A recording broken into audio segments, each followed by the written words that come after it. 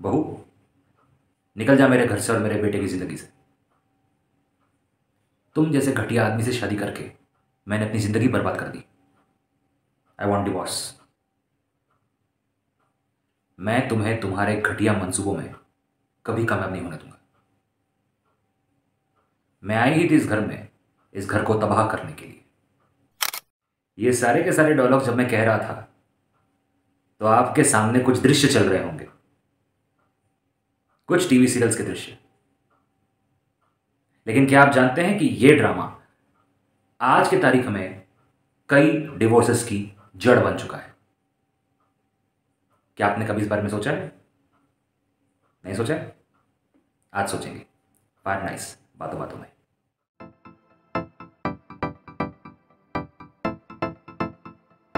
Psychology का एक सिद्धांत है, यू बिकम व्हाट यू सी, यानी जो आप देखते हो आप वही बन जाते हो।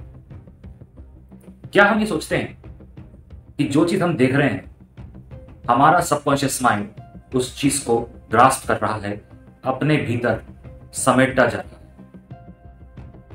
हम ये नहीं सोचते क्योंकि हमें बचपन से ये चीजें बताई नहीं गई। पहले के जमाने में माता पिता गर्भवती महिलाओं को कहते थे कि उसे उस परिस्थिति में मारधाड़, खून खराबा या उससे जुड़ी हुई ना कोई बातें करनी चाहिए और ना वैसा कुछ टीवी पर या फिल्मों में देखना चाहिए। क्यों कहते थे? क्योंकि इसका प्रभाव बच्चे की मानसिकता पर पड़ता था। लेकिन एक वो दिन थे और एक आज के दिन है जब घर घर में ये टीवी सीरियल या यूं कहूं ये सास बहू ड्रामा लगातार देखे जा रहे हैं। महिला गर्भवती है या नहीं ये बात तो कोई मायने नहीं रखती है, बल्कि जो बात मायने रखती है वो ये है कि हम में से कई सारे लोग इन टीवी सीरियल्स को देखते हैं, एंजॉय करते हैं और कई जगहों पे तो पूरा कुटुंब साथ बैठ करके देखता है। लेकिन क्या आप ये जानते हैं कि इन टीवी सीरियल्स को जब बनाया जाता है तो इन्हें तो केवल ड्रामेटाइज करने के लिए, फिक्शनलाइज करने के लिए इस तरह की चीजें बनानी पड़ती हैं, उन्हें पैसा कमाना होता है। लेकिन इसका प्रभाव आपके और मेरे जैसे इंसान के जीवन पर किस तरह से पड़ता है? जो कुंवारी लड़की ऐसे टीवी सीरियल को देखेगी तो सबसे पहले उसके अंदर चित्र क्या चल रहा है आप ये सोचिएगा। एक बहू है जो प्रताड़ित है, उसकी सास, उसकी ननद मिल करके उसे अपने पति की नजरों में गिराना चाहती है। एक स्टीरियोटाइप बना दिया गया है कि ससुराल में यह सब कुछ होगा। अब जो कुंवारी लड़की से देखेगी करीब करीब हर टीवी सीरियल में इसी तरह की पिक्चर दिखाई जाती है, तो वो लड़की ये समझना शुरू कर देगी कि हर ससुराल ऐसा ही होता है, हर सास ऐसी ही होती है, हर ननद ऐसी ही होती है। जब सीरियल चालू होता है तो सुनने में और देखने में बहुत अच्छा लगता है, लेकिन जैसे जैसे कहानी आगे बढ़ती है तो पता चलता है कि टीवी सीरियल में तो केवल तनाव ही तनाव है।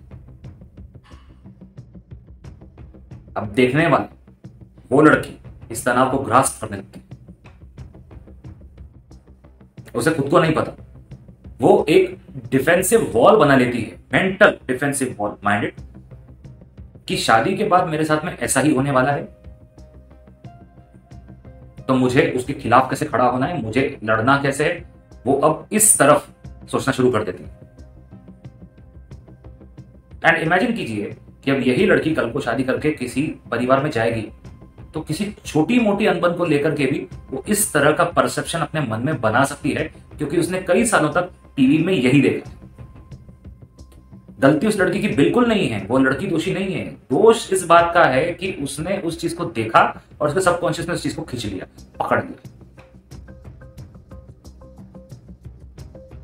आज 22 सालों से मुझे आज भी याद है साल 2000 में पहली बार टीवी पर जब क्योंकि सास भी कभी बहू थी का प्रसारण हुआ था, तब से लेकर के आज तक ये जो सास बहू ड्रामा है ये लगातार बद से बदतर ही होते गए। शुरुआत के कुछ महीने इनकी कहानी बहुत अच्छी लगती है, लेकिन जैसे जैसे कहानी आगे बढ़ती है तो रिश्तों में तनाव, एक अकेली कोई अबला नारी जिसे सब मिलकर टारगेट करते हैं, मनमानी करने वाले बच्चे, जैसा मैंने कहा, सास ननद जो उस औरत को बर्बाद करने पे तुली हुई है, शायद कोई भाभी भी हो सकती है, और घर में जिनकी बिल्कुल नहीं चलती है ऐसे पुरुष। उसके बाद क्या होता है, उस लड़की का जो पति होता है वो बाहर कोई एक्स्ट्रा मैरिटल अफेयर रखता है, उसकी जिंदगी में दूसरी औरत होती है। आखिरकार ये महिला एक समय तक परिवार को जोड़ के रखने की कोशिश करती है, द सो कॉल्ड परिवार को जोड़ के रखने की कोशिश करती है, और उसके बाद में जब वो आखिरी में गिव अप कर देती है, या शायद वो अपने पति से परेशान हो जाती है, उसके पति की सच्चाई सामने आ जाती है, तो वो अपने पति को छोड़ करके चली जाती है। डाइवोर्स। ये या इसके ही तरह आसपास के इंसिडेंट्स होते हैं हमारे टीवी सीरियल्स में। जिंदगी में नाजायज औरत का होना, एक से ज्यादा बच्चे, इनफैक्ट नाजायज बच्चे कहूंगा, प्लास्टिक सर्जरीज, और हर किसी का एक कोई ना कोई बड़ा कांड किसी भी तरह का।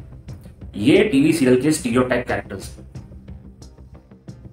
और नया कुछ भी नहीं है। जैसा मैंने कहा, सास भी कभी बहू थी के समय पे तुलसी और मिहिर होते थे, बाद में उसी सीरियल में उनके बच्चे हुए, करण वगैरह कोई थे, अंश वगैरह। कभी कसौटी जिंदगी की, कभी कुसुम। कुछ साल आगे बीते तो यही मिहिर तुलसी की जगह पे नैतिक अक्षरा आ गए। आज उनकी जगह पे अनुज और अनुपमा है। कुमकुम भाग्य, कुंडली भाग्य, ये है मोहब्बतें, ये सारे टीवी सीरियल्स जो हैं कि आप कहानी देख लीजिएगा, बिल्कुल इसी तर्ज पे आधारित थी। और सबसे घातक बात जो इन टीवी सीरियल्स ने की है वो ये है कि इन्होंने डाइवोर्स को बहुत ही हल्का बना दिया। करीब करीब हर टीवी सीरियल में आप देखेंगे तो डिवोर्स की आपको कहानी दिखेगी, और खास करके ये कहानी और ज्यादा रोचक लगती है जब वो लीड कैरेक्टर के साथ होती है। अब वो टीवी सीरियल बनाने वाले लोग, उन्हें तो पैसा कमाना है, उन्हें कोई मतलब नहीं है आपसे या मुझसे, लेकिन देखने वाला इसे किस तरीके से ले रहा है, इसकी जिम्मेदारी ना इन लोगों ने कभी ली है, ना कभी लेंगे। एक प्रश्न ये भी आता है कि हम लोग ये टीवी सीरियल क्यों देखते हैं?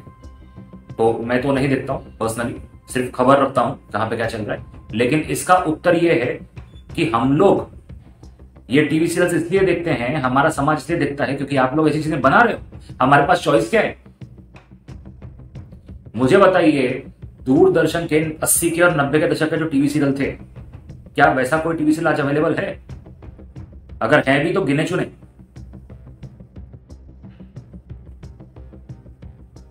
ज्यादातर चैनलों पर इसी प्रकार के सीरियल बनाए जा रहे हैं, और आज से नहीं, पिछले 22 सालों से। तो हमारे पास अपने चॉइस को छोड़िए। और महत्वपूर्ण बात एक ये भी है कि उन टीवी सीरियल्स में जिस तरह का प्रेजेंटेशन होता है, जो परिवार दिखाया जाता है, लैविश परिवार, अमीर परिवार, समृद्ध परिवार, जहां की बहुएं हाई क्लास सोसाइटी से बिलोंग करती हैं, जो बहुएं खूबसूरत और महंगी ज्वेलरी पहनती है, साड़ियां पहनती है, मेकअप करती हैं। आप जब ऐसे सीरियल बनाते हो तो कॉमन मैन को अट्रैक्ट करने के लिए बनाते हो। आप कॉमन मैन का, एक मिडिल क्लास लड़की का, एक मिडिल क्लास आदमी का ध्यान खींचने के लिए बनाते हो। क्यों आपके टीवी सीरियल्स में दूरदर्शन के 80 और 90 के दशक की सादगी नहीं है? क्योंकि आप खुद लोगों को अट्रैक्ट करना चाहते हो, और जब सामने वाला अट्रैक्ट होता है, फिर वही बात साइकोलॉजिकली, एक मिडिल क्लास की लड़की, मैक्सिमम मिडिल क्लास लोग ही टीवी सीरियल्स देखते हैं, तो मिडिल क्लास की लड़की जो कल को शादी करके जाएगी, वो कहीं ना कहीं पे उस सीरियल की हीरोइन की तरह दिखना चाहती है, उस सीरियल की एक खूबसूरत कोई महिला किरदार की तरह दिखना चाहती है। साइकोलॉजिकल है, बिल्कुल है, क्योंकि उसे बनाया ही इस तरह से गया है कि उसे देख करके लोग उससे रिलेट करें।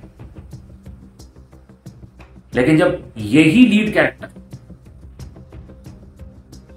अपने पति को तलाक देती है, या उसका पति कुछ गलत करता है, घर में अनबन होती है, रिश्तों में तनाव आ जाता है, लड़ाई झगड़े मारपीट ये सब होता है, अब आप सोचिए उस लड़की पर क्या बीतेगी। वो लड़की क्या सीखेगी जो अपने आप को इस कैरेक्टर से रिलेट करना सीख चुकी है? इसकी जिम्मेदारी कौन सा प्रोड्यूसर एंड डायरेक्टर लेगा?